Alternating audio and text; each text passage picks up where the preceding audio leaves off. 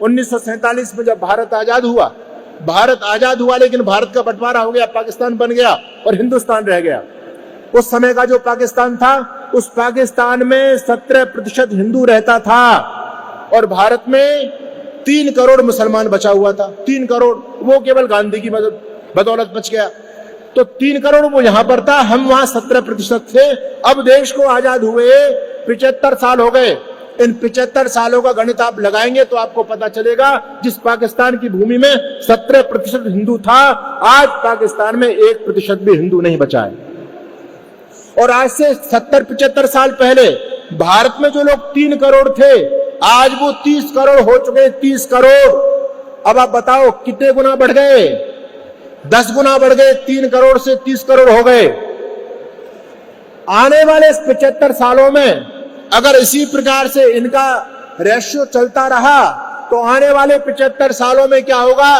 30 करोड़ के 10 गुना कर दो, कितने करोड़ हो जाएंगे? 300 करोड़ हो जाएंगे। 300 करोड़। अब जब 300 करोड़ इस देश में गोल टोपियां घूमेंगी बंधुओं, तो आप सोचो आपकी संस्कृति सुरक्षित है? आपके देवालय सुरक्षित बचेंगे? आपकी बहन बेटियां सुरक्षित बचेंगी क्या? आप इसके लिए क्या प्रयास कर रहे हैं? चिंतन करने की आज आपको आवश्यकता है। बहुत बड़ी समस्या आपके सामने खड़ी हुई है। इसका चिंतन महर्षि दयानंद सरस्वती ने दिया था। याद रखना, इस देश का दोबारा से विभाजन नहीं हो सकता। इस देश में मारकाट भी नहीं हो सकती। हर समस्या का एक समाधान है, शुद्धि, जो स्वामी श्रद्धानंद जी महाराज ने जिस आंदोलन को खड़ा किया था। मैं फिर कहना चाहता हूं, इस देश में गौहत्या की समस्या है। हमें अभी हमारे आदरणीय भाई आपके बीच में बता रहे थे, इस देश में एक वर्ग ऐसा है जो इस भारत को अपनी मातृभूमि कहता है, इसका वंदन करता है, और एक वर्ग ऐसा जो कहता है भारत तेरे टुकड़े होंगे इंशाअल्लाह इंशाअल्लाह। एक वर्ग ऐसा है जो गौ माता की पूजा करता है, गाय को मां मानता है, और एक वर्ग ऐसा है जो गाय को रोटी के साथ में खाता है। अरे कैसे प्रेम भाव सद्भाव देश में हो सकता है? हर समस्या का एक देश, एक वर्ग आतंकवाद देश में पैदा कर रहा है, एक हम प्रेम और अमन भाईचारे की बात करते हैं।